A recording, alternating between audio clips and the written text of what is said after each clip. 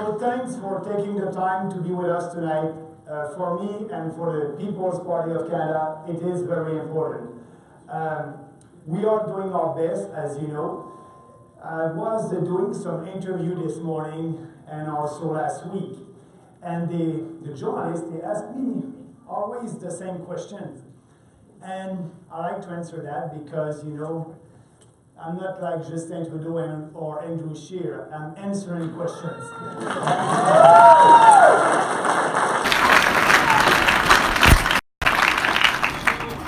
That was about how are you doing with your party? And, you know, I'm very, very happy with what's happening because tomorrow we will celebrate our 6th month. So we created that party the 14th of September last year. And up to now, we have more than 36,000 members. So,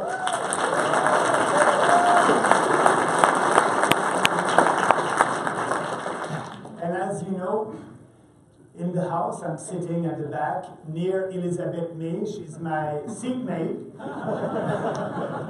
She's a nice lady. We had a deal together. I said, Elizabeth, I don't want to speak politics with you because we're going to fight. I don't want to fight. So she said, okay, Maxime, we won't have any discussion, political discussions. I said, okay. But I said, can I ask some question about your party? I said, you know, the Green Party of Canada, when did you create the party? And she said, 35 years ago. And I asked her, how many members do you have after 35 years? She said 19,000 members. So we're doing great with 36,000 members.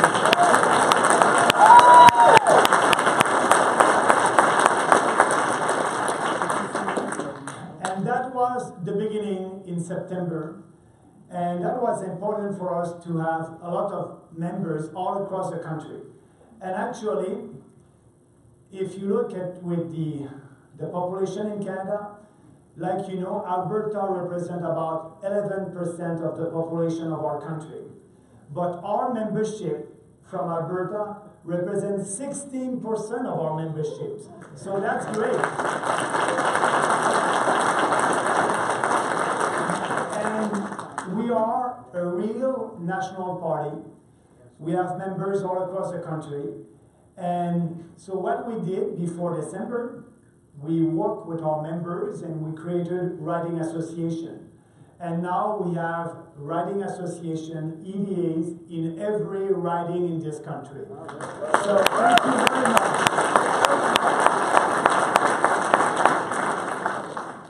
And the next step for us, it is to have candidates for the next election. So we are working right now with our riding association, and the goal is to start to look for candidates next week. And our goal is to have almost all our candidates before the end of June.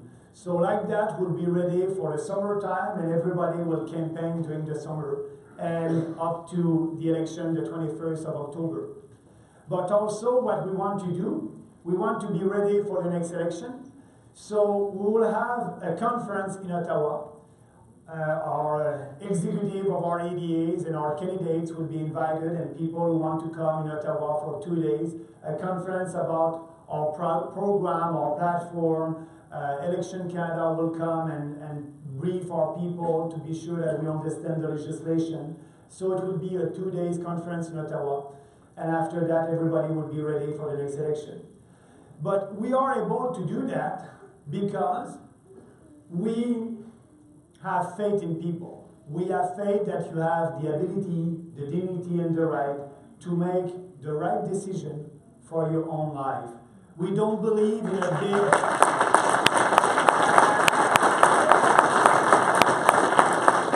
We don't believe in a big fat government in Ottawa. And we believe in a government that will respect the Constitution.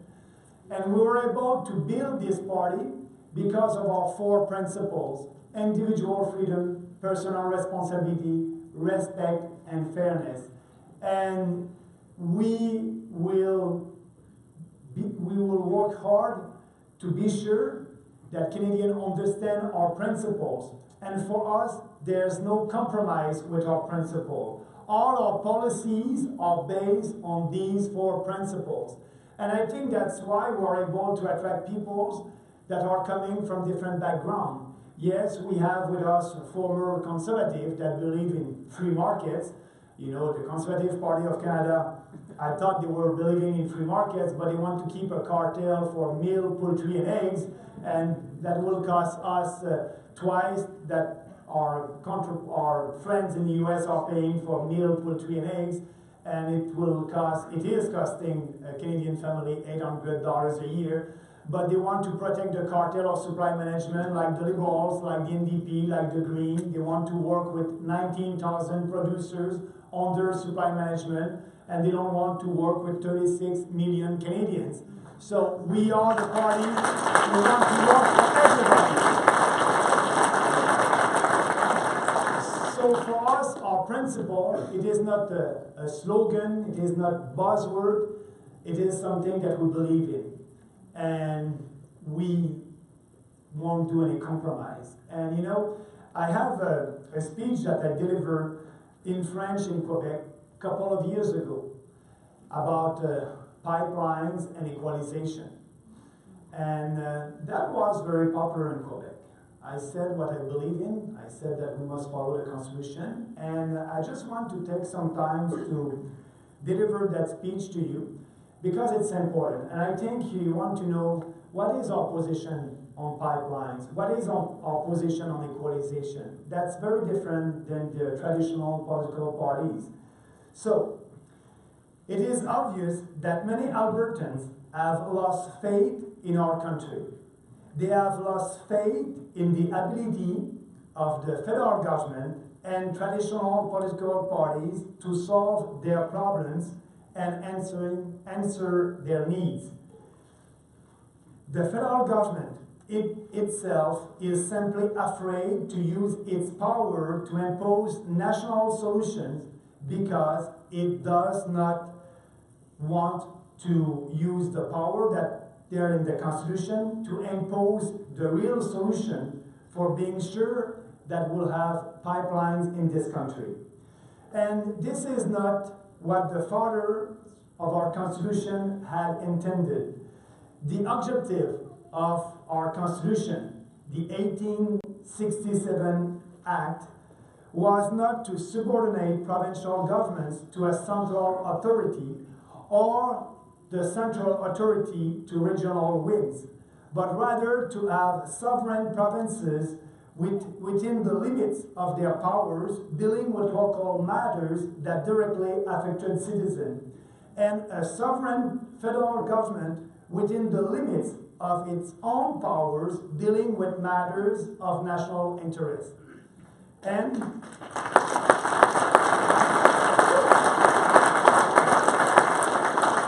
my focus today is on Ottawa's failure to use its authority to adopt the right economic policies for the whole country, whether we are talking about pipeline construction or equalization. It's absolutely essential that we address these issues, and we must be sure that our friends in other provinces understand the importance of these issues. When it comes to pipelines construction, there have been so many bad decisions on the part of the Trudeau government that it is hard to know where to begin. But let me summarize them. Upon taking office in 2015, the Trudeau government imposed a ban on all tanker traffic on the north coast of British Columbia with Bill C-48, effectively killing the Northern Gateway Pipeline project. Yeah. And a year later, the government officially rejected the pipeline. And Bill C-48, which is still in the Senate, will also prevent the construction of another pipeline, Eagle Spirit. That's a $12 billion investment project that could provide First Nations with a golden opportunity for economic development.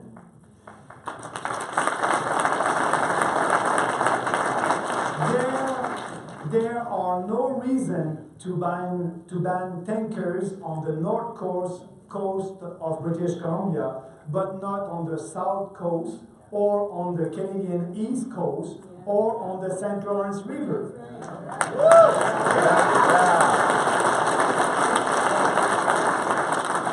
What we should do is to adopt the best measures to prevent spills, contain them, and rapidly clean up if they do happen. But this government is not really concerned with balancing economic growth, economic development with environmental protection. It is concerned about balancing vote buying among certain groups and regions with vote buyings in other groups and regions. And that's sad. That's really sad. Another bill, Bill C-69, will negatively impact not just energy projects such as pipelines, but other industries as well, like mining, forestry, and port expansion. It will make everything much complex and difficult to build. Any group not directly affected by a project will be allowed to intervene, multiplying the number of opponents. That's the bill that requires projects to be analyzed based on, and I quote the bill, the intersection of sex and gender with other identity factors. Whatever that means.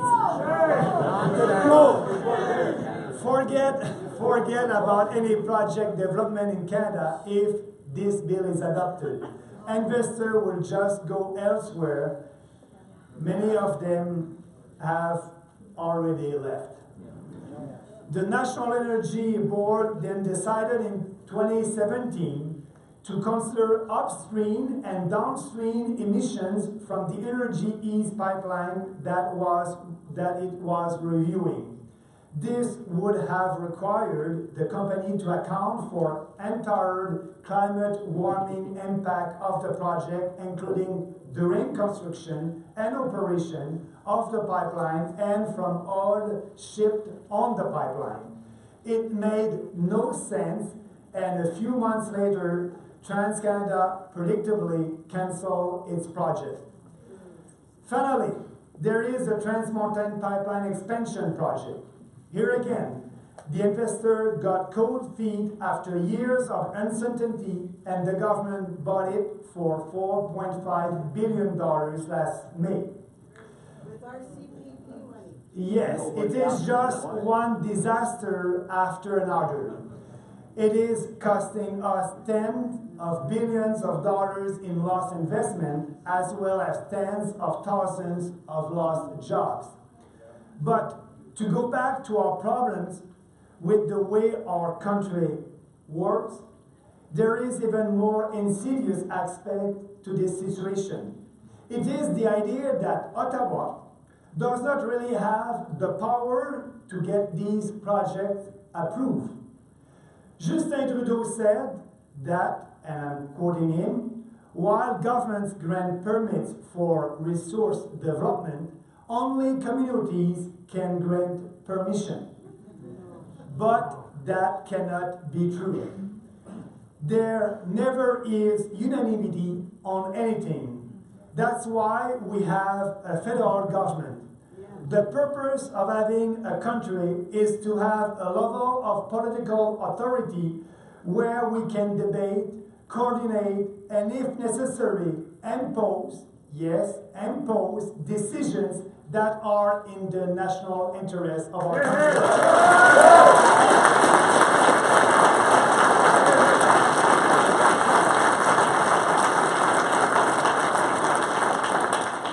And if we don't use this power, what's the point of being one country? Right.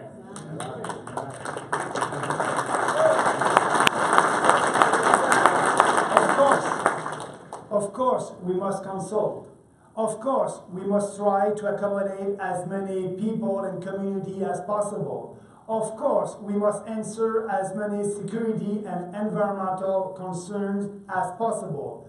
But there has to be an authority within the final say, and that's the federal government. So, during the debate about Energy East, you could have believed that the Montreal mayor, Denis Coderre, you remember him? Denis Coderre, had the authority to block the project just by himself. And more recently, the newly elected Quebec Premier, François Legault, implied that he too could block a project for a national pipeline when he said that there was no social acceptability for it in Quebec. That's just not true. A recent poll done by the Montreal Economic Institute showed again that a majority, yes, a majority of Quebecers prefer to get the oil from Western Canada rather than from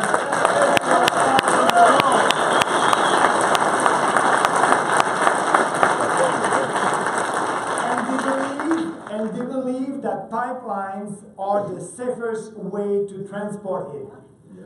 But more importantly, neither the city of Montreal, nor the Quebec government, nor the BC government, nor single Aboriginal communities have the power to block the construction of a national pipeline.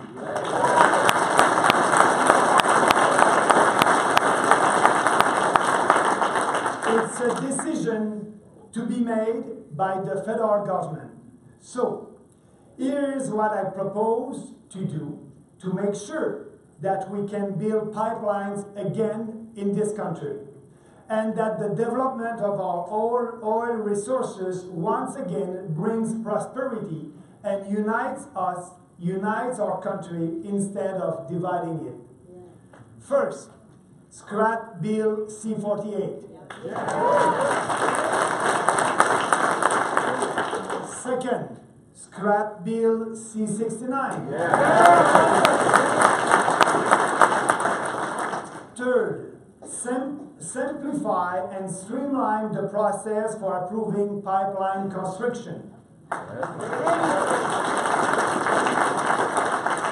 Fourth, find a private buyer for Trans Mountain.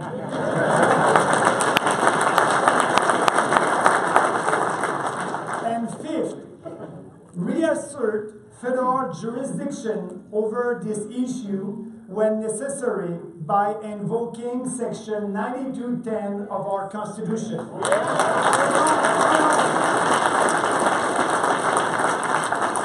This section grants federal jurisdiction over modes of interprovincial and international transportation and communication. Our Parliament can overcome local opposition and exercise this authority by declaring any project to be for the general advantage of our country.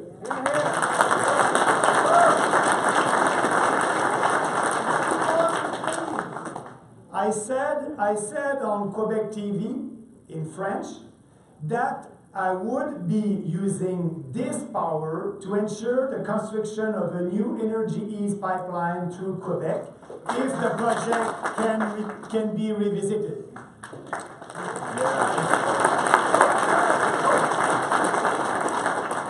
Justin Trudeau, as you know, will do nothing.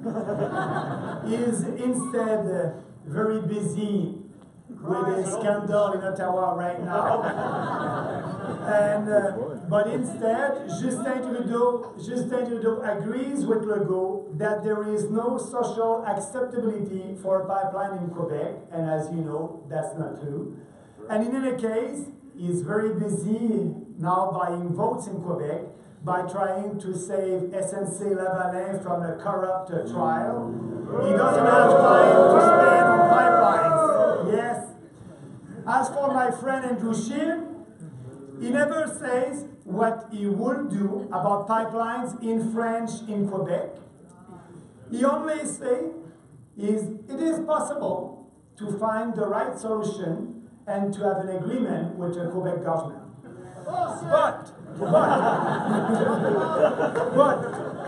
what if the province, my own province, keeps refusing? Will he use Ottawa's constitutional power to impose it? He won't answer this.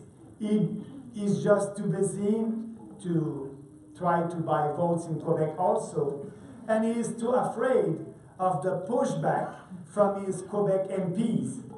So he is too afraid also of having a bad press in Quebec. But I'm not afraid. I'm saying the same thing.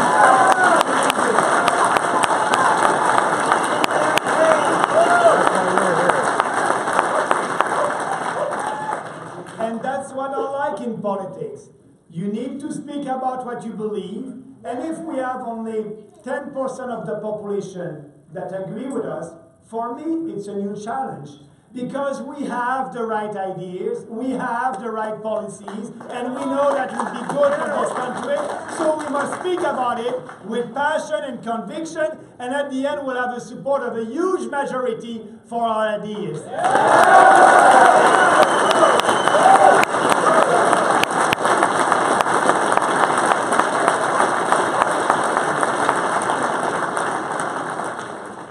And Scheer's first act after he became the leader of the Conservative Party of Canada 2 years ago was to whip a vote in favor of the Paris Accord. He has promised a new plan to reach the Paris emissions target. He won't impose a carbon tax, it's okay, but he will add more burdensome regulation and more subsidies across the country to those already in place. A People's Party government will scrap the carbon tax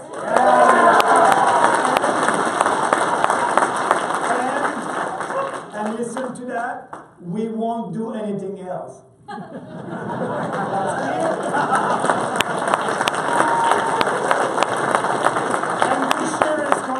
About climate change, and we want to impose more regulations, more legislation, and at the end that will have a cost on businesses and on consumers. We won't do anything. We won't sign the Paris Accord. We will repeal the Paris Accord.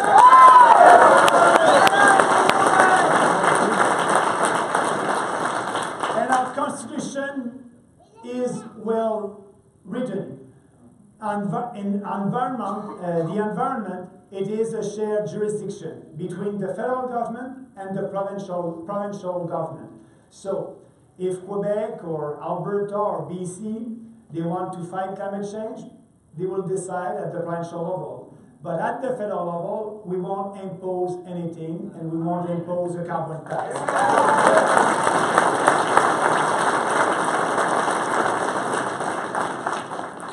Let's move to another federal issue that is dividing our country, the equalization formula. I know, I know that is one of the biggest sources of resentment here in Western Canada and disunity all across the country. At a time when your economy is hurting because of the downturn of the energy sector, you are still paying for a program that is sending billions of dollars to other provinces. You are right. This program is unfair and inefficient for you, but not only for you, but also, I would argue, for the citizens of provinces that have been on the receiving end for decades: Manitoba, Quebec, Nova Scotia, New Brunswick, and PEI. There is a myth that equalization at least has the benefit of helping them. But the opposite is true. Studies have shown that equalization money encourages the growth of the public sector in the recipient provinces, which builds away resources and workers from the private sector and weakens it. Equalization money encourages recipient provinces to keep taxes high and to intervene more in their economies. They don't have as much incentive to make their economies more competitive and develop their resources because more private sector growth will lead to less equalization money. It prevents them from developing their full potential, and it is a poverty trap for them.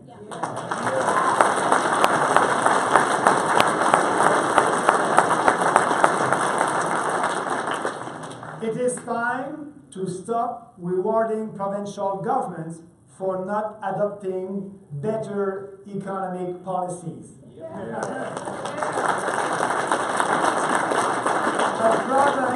A province should not be receiving equalization payments for decades, like my own province in Quebec for the last 50 years. The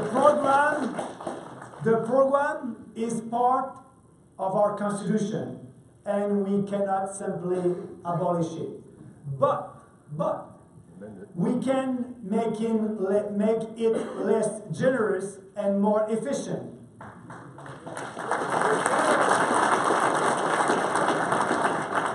2 years ago, I proposed to review the current formula and adopt a new one that would avoid the poverty trap.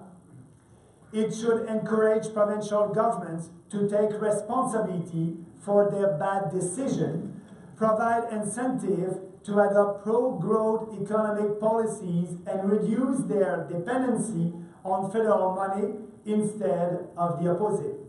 This will not only benefit citizens in these provinces, it will make all Canadians more prosperous.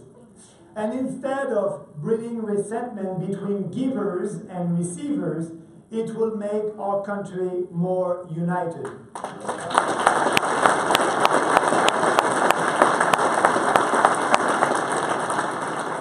We must have a frank discussion on this issue. When I'm talking about changing the formula, only 7 economists in this country understand that formula. You know, it is not fair, and I will explain you a little bit why. All the energy coming from oil and gas, it is part of the formula.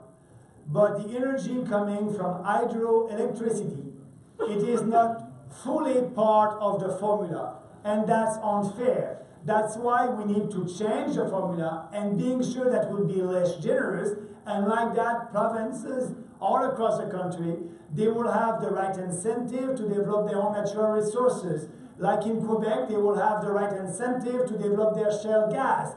They will have the right incentive in New Brunswick to develop their shale gas. So we must do that for the benefit of our country and for the unity of our country.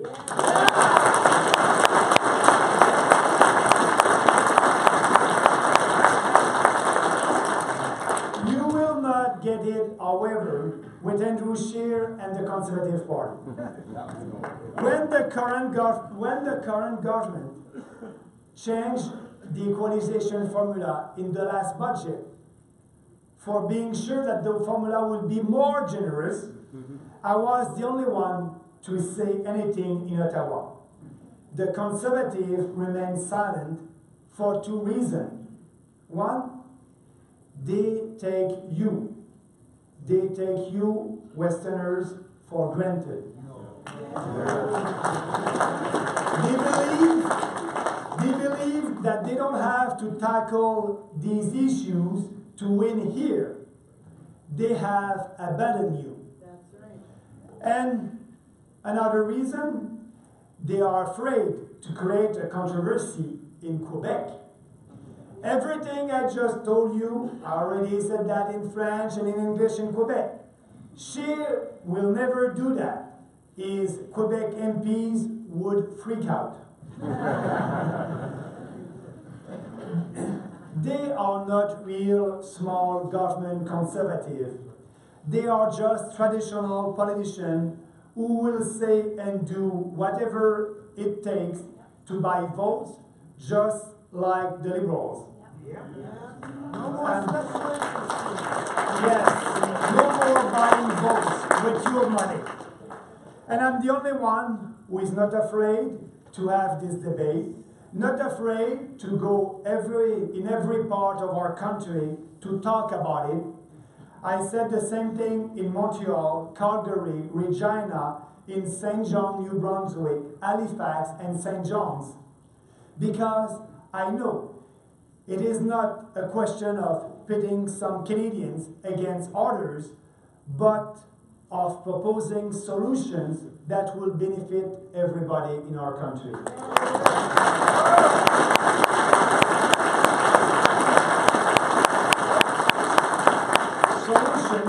Solution that will make all Canadians more prosperous and unite us instead of dividing us. It is time for the federal government to reassert its authority on this issue that is so crucially important for our economy. It is time to unite our country around policies that will make us more prosperous. And it is time to have a federal government that will dare use its power to make the right decision. Our party is the only one who will do it for you, but for all Canadians at the same time.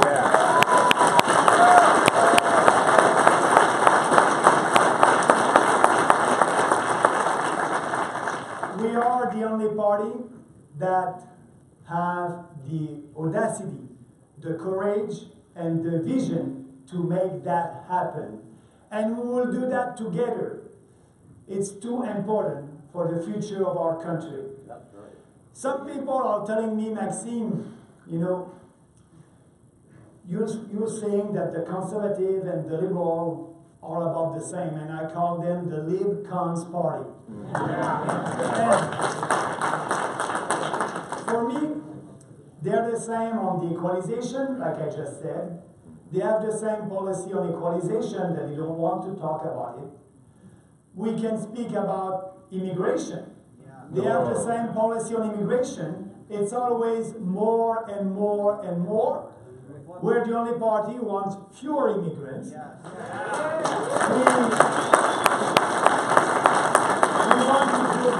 We want to go back on the average that we had under the Stephen Harper government, maybe 250,000 new immigrants a year or less. Not 350 like it will be the case next year. So the Trudeau government, they are increasing that by 40%, knowing that only 6% of the population agree with that. 49% of the population want fewer immigrants. So we are the only party who speak about it, and we're not afraid to speak about it.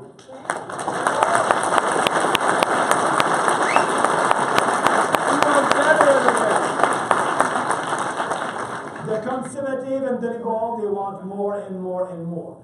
We want fewer immigrants. We want people that will come here to be part of our society. We want less immigrants coming under the reunification of family. We want real refugees and less fake refugees like what we are in.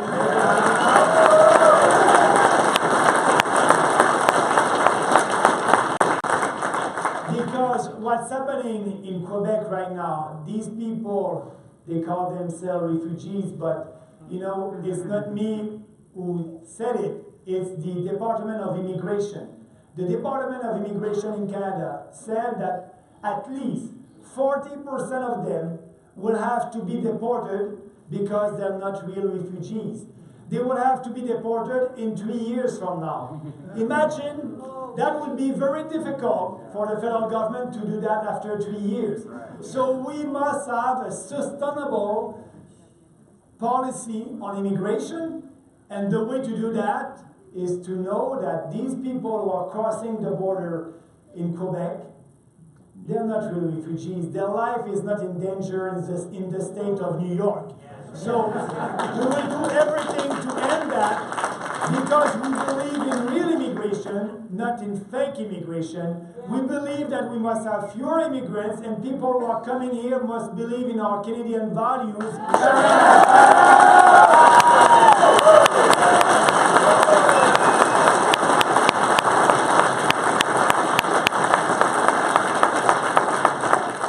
Sharing our values and also celebrating what unites us. You know, Justin would like to say, diversity is our strength. That's false, that's the opposite. Unity is our strength.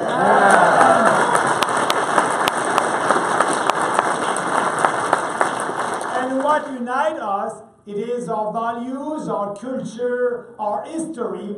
And people who are coming here because they believe in individual freedom, personal responsibility, in free markets, and they want a better life. They want to participate in our society.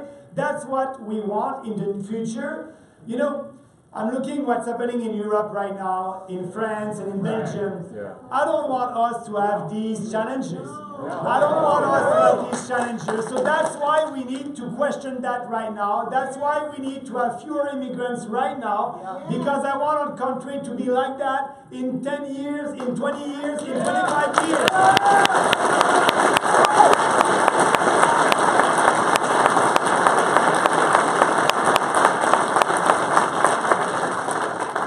So the People's Party of Canada, we're not an open border party.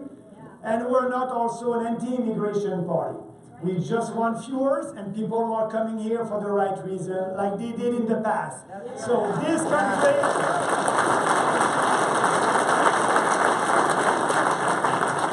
country has been built by Anglophone, Francophone, First Nation, and after that immigrants from Europe, and after that immigrants from Asia, and we are proud of that. And all these people came here to share our Canadian values.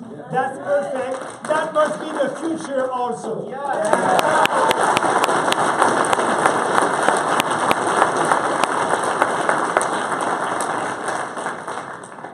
So that's why, you know, I'm not with the Conservative Party of Canada anymore.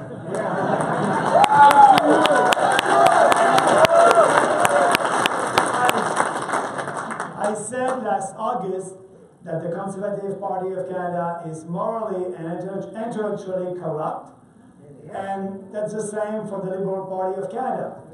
You know, they don't have any conviction.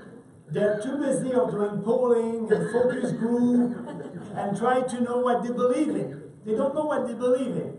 So Andrew Scheer actually said he did an interview with the Toronto Sun. And after that interview, I called the Toronto Sun and said, you know, he did an interview with the board of the Toronto Sun, and I was a little bit jealous, so I called. I said, I want to have an interview also. But, you know, I didn't have an interview, they didn't want me, so it's okay. But Andrew Scheer did an interview, and he said something very interesting. And he said, it was in November last year. He said, now the Conservative Party of Canada, it is a centrist, pragmatic, political party with lots of ideas for a lot of people. So for me, the Conservative Party of Canada, it is not anymore a free market conservative party. That means no vision, no principle, no vision for the future of our country. So Andrew Scheer will tell you what you want to hear. He will try to please you, to please everybody. And we know when you try to please everybody, you end up pleasing nobody. That's the new Conservative Party of Canada. So they're like the Liberals on immigration.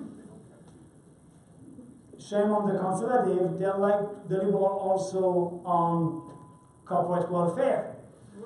So, you know, we want to end corporate welfare, and we'll do it. We'll end that, and we will save $5 billion, and like that we'll be able to lower taxes to every single entrepreneur in this country. With one flat tax on business at 10%. We'll be able also to abolish the capital gains tax in this country with that $5 billion.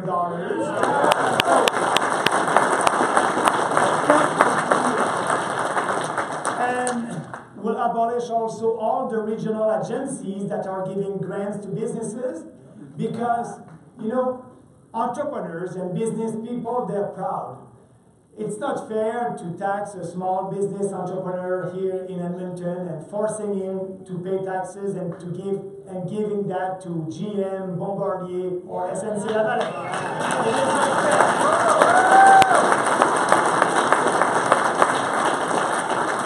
And a fair policy is to abolish that, and we want to help every entrepreneur. And the way to do that is to have a flat tax. But also we want to help every Canadian. We want to lower taxes to every Canadian without increasing the deficit because we need to balance the budget.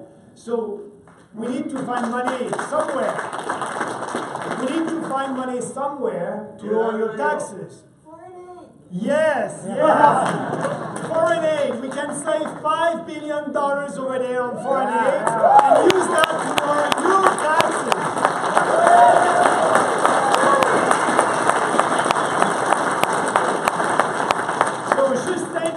Believes that it's good to give $2.3 billion to African countries to fight climate change. We'll abolish that. Do you really believe that these dictatorships in Africa will use the $2.3 billion to fight climate change? I don't believe that. So we can save $2.3 billion there. And also, Justin Trudeau is buying vote because he wants to have a seat at the UN Security Council. So he's giving a lot of our money to a lot of countries right now. So we are building road in Africa. We are giving money to China for an infrastructure bank over there in Asia. So we can save a lot of money, but Justin Trudeau, it's so important for him to be part of the UN Security Council. For us, the UN, it's a dysfunctional organization.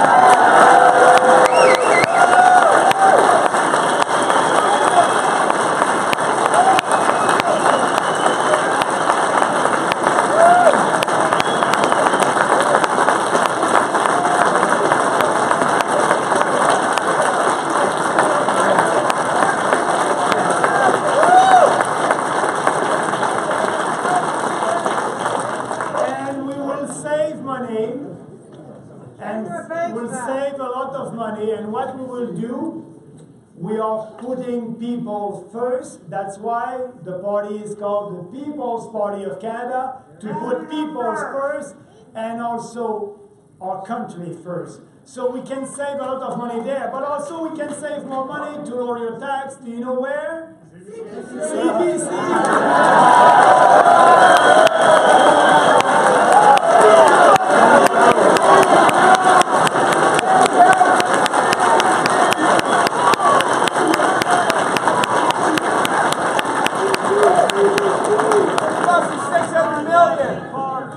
CBC, $1.2 billion every year coming from your pockets.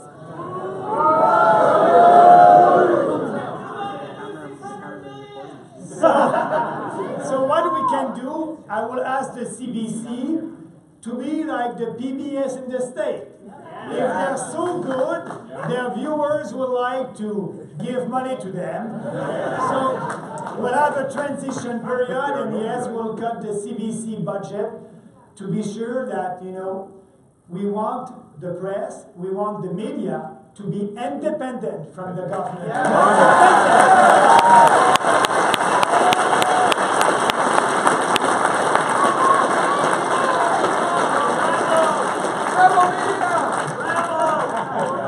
So that's another difference between the conservative and us. The conservative and the liberal are the same about that. They don't want to speak about CBC. They don't want to speak about immigration. They don't want to speak about foreign aid. But we believe in foreign aid, but the real foreign aid. I think Canadians, we have a heart. And if there's a crisis, humanitarian crisis somewhere, I think our country must be there. If there's a, yes, if there's environmental disaster, I think our country must be there.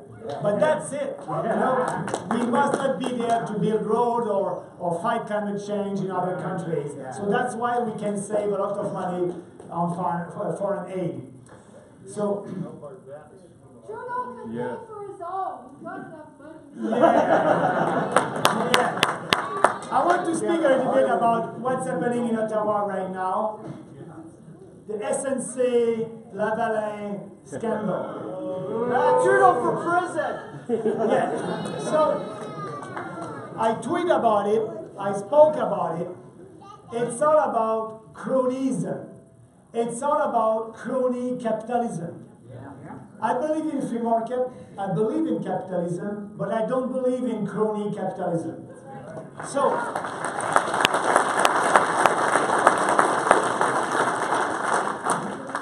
The Trudeau government told us in the beginning they wanted to save 9,000 jobs in Quebec. So first of all, that's not true. There's not 9,000 jobs in Quebec. It's 3,000. It's not 9,000. It's 9,000 all across the country. So they said we want to have a special deal and give a privilege to SNC-Lavalin to save 9,000 jobs in Quebec. First, there's only 3,000 jobs in Quebec. Second, they told us, you know, if SNC-Lavalin and the prosecution is going on, they can go bankrupt and they won't be able to have contracts with the federal government for the next 10 years. So that will have a big impact. But what we know right now, last weekend, I've read the news, that's not true again. SNC-Lavalin will be able to bid on the big infrastructure budget that the federal government is giving to build infrastructure in this country. So at the end, they will be able to have some contracts from the federal government. So that was another lie. So why are they doing that? They're doing that because the executive at SNC-Lavalin and the Liberals Party of Canada, they're like that. As you know, they gave money to the Liberals Party a couple of years ago without respecting Election Canada rules, and so that was illegal. They gave money, all the executive gave money to the Liberals. So they want to please their friends. They wanted to please their friends, but also they wanted to buy votes in Quebec. So that's why they wanted to have a deal with SNC-Lavalin. For us, I said, no special deal with SNC-Lavalin. No corporation is above the law.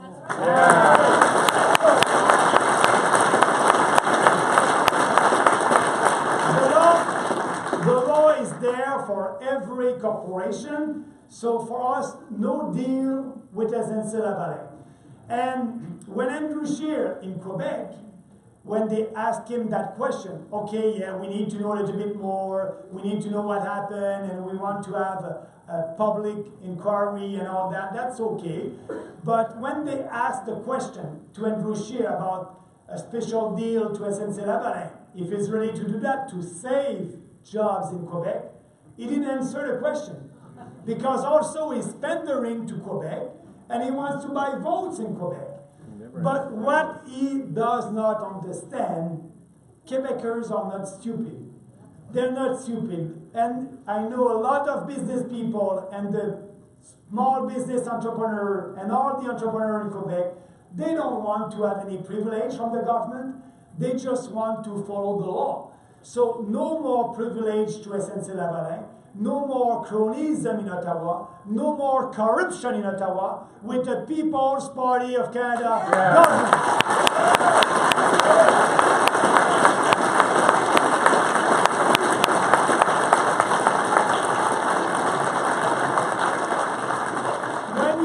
have a big fat government that is giving subsidies and grants and privilege and special deals. That's why you have corruption. So if you want to end corruption in Ottawa, we need to have a smaller government. We need to have a government that will respect the Constitution. We need to have a government that won't interfere in provincial jurisdiction. So, and yes, in Alberta, if you want to have your own say on healthcare, it's a provincial jurisdiction, you must be able to do that. So that's our goal, to have a government that will respect the Constitution, respect provinces, respect the taxpayers, respect our people. That's the People's Party of Canada, and that's why I'm proud that we built this party in less than 6 months. Now I count on you. I need you. I need you to be in touch with your riding association. I need you to be out there. I need you to help us to find the right candidate for your riding. We need to have 338 candidates, and we'll be able to have that. That's important. That's very important. We will be ready. Actually, people are coming to us because of the ideas. We have the right ideas. It is great. It is good to have the right ideas. But it is better to have the right ideas at the right time, and this is our time right now.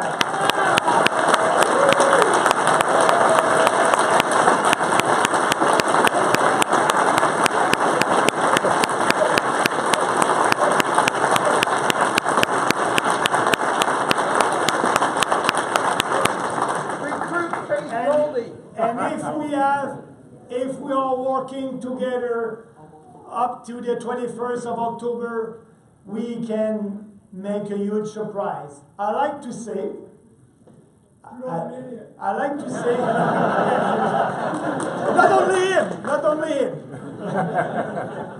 to say that, Macron in France was a socialist. I'm not a socialist, as you know, but Macron in France was a socialist 11 months before the presidential election. He resigned from the Socialist Party, created his own party 11 months before the presidential election, and 11 months later, president of France. We started that 12 months ago.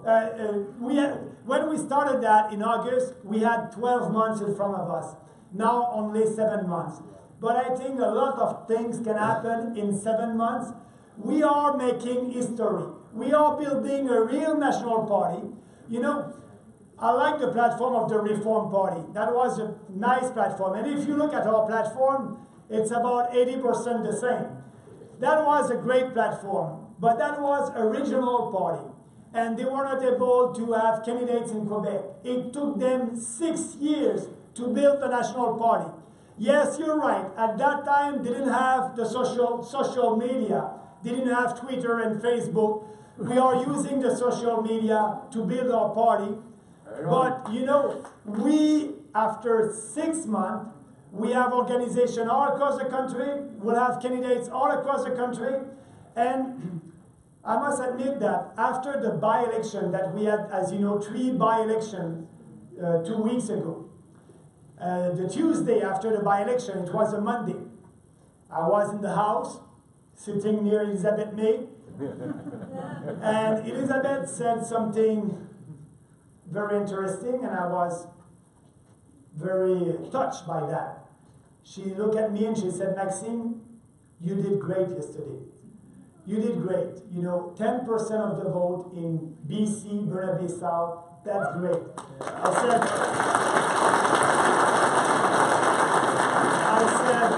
I said, "Thank you, but why are you saying that?" She said, "Maxime, because it took us, the Green Party," she said, "it took us 15 years to have one candidate with more than 10% of the vote. And it took you only 5 months to have that."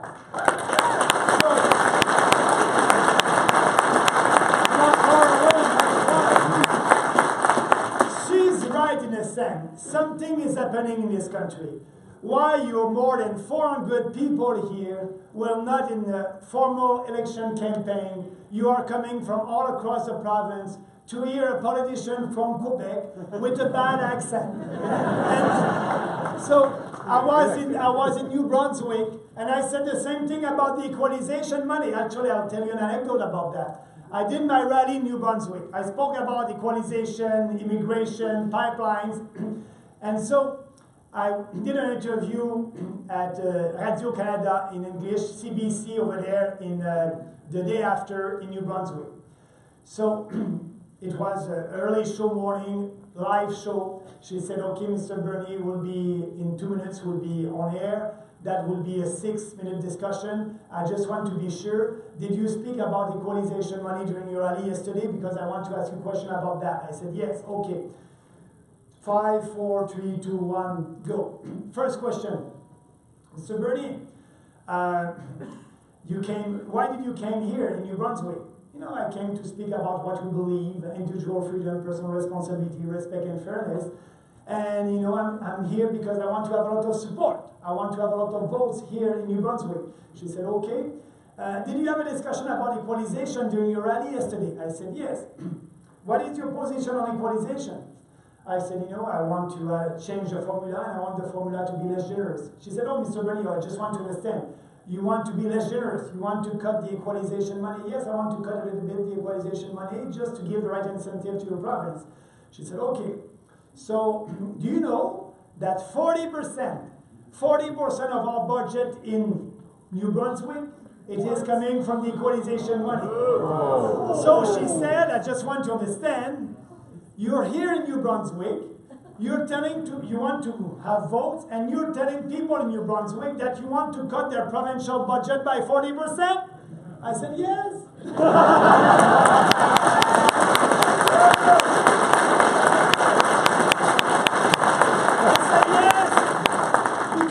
People are proud, they're proud, they want their province to be richer, like Quebecers, they're proud, they want to be their province to be richer, and yes, we want to cut that, we'll do that on a transition period, and you know what? Your new Premier Higgins, said the same thing. He said Ottawa, and I don't have the quote, but I had the quote at that time, he said Ottawa must cut the equalization payment to be sure to give us the right incentive to develop our natural resources. I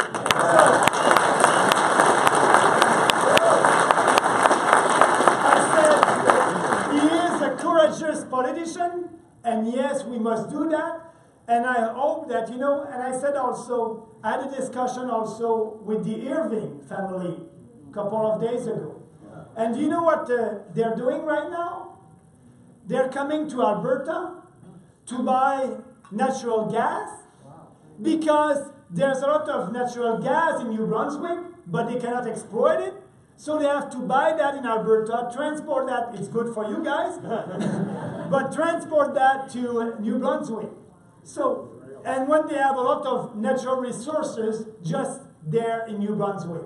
So we need to change the equalization formula to give the right incentive to the provincial government for them to have the right economic policies. And so I said that. And at the end, she was a little bit surprised. She said, this politician, I'm sure she said that in her mind, she said, is different than the other politician. Yes, I'm different than the other politician. I don't want to be like the other traditional politician because, you know, the credibility of the other politician, it's about 5-6%. I don't want to be like them. I don't want. So we are speaking about our values with passion, with conviction, and that's why people are coming. And I think that's why people know that Bernie is so crazy that he will do it when he's in government.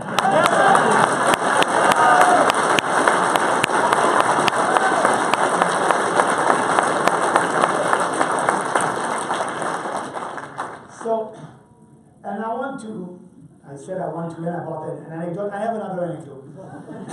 Do you like my anecdote? Yeah. I have another one. I'll be short. That will be the last one. During the leadership of the Conservative Party of Canada 2 years ago, as you know, the platform of the People's Party is the platform that I put forward during the leadership. So, I received a call from an organization downtown Toronto, a Muslim organization. And they said, Mr. Bernie, in our organization there are 5,000 Muslims, and they are members of the Conservative Party of Canada, and they will have to vote for the new leader. We have a lot of questions, and what we did, we had all the candidates for the leadership.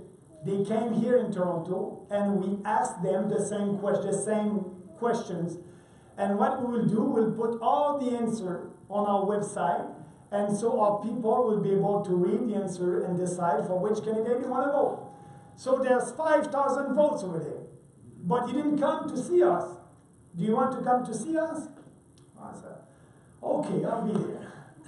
So I was there, and I had an interview with them downtown Toronto. And they asked me a lot of questions. And at the end, the last question, the lady said, Mr. Bernie, it's the last question. I said, okay, thank you. But Mr. Bernie, it's the most important question. All our members will read the answer of that question from all candidates to decide for which candidate they will vote. So that's the last one, but that's the most important. And I think that our people will read that question and they will decide on that question. So, Mr. Bernie, if you don't have the answer now, you can go back in Ottawa, think about it, write the answer, and email that to us. And if you want to take some time, when I will ask the question, to think about the question, here, 15 minutes, and after that, answering the question, it's okay. I said, what's the question?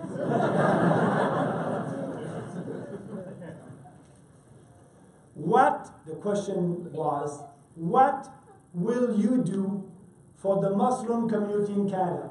I said, that's the question. She said, yes.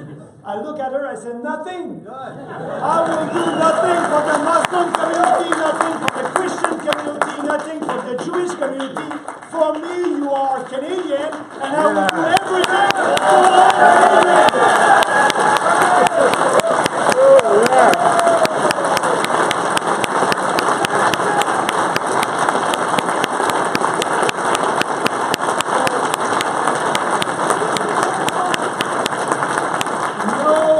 No identity politics. And I look at the lady, I said, for me, you are a Canadian, and I'll do everything for you as a Canadian, and my platform is for all Canadians, and like the platform of the People's Party right now, it is not for Alberta, it is not for Quebec, it is not for buying votes. I'm not telling you about the equalization and pipeline to buy your votes. I'm telling you that because I believe it's the best policies for our country. I'm saying the same thing in Quebec, I'm saying the same thing everywhere. So, we don't have a platform to buy votes in a region, or we don't have a platform to buy vote with a different ethnic community. We have a platform that is good for the entire country, the whole country, and a platform that is great for all Canadians. And I want to thank you for your support, but we need more of your support. Don't hesitate to come with us. Don't hesitate to work with your writing association. And I think we'll take time for some questions, because I think you'll have a lot of questions. So thank you everybody.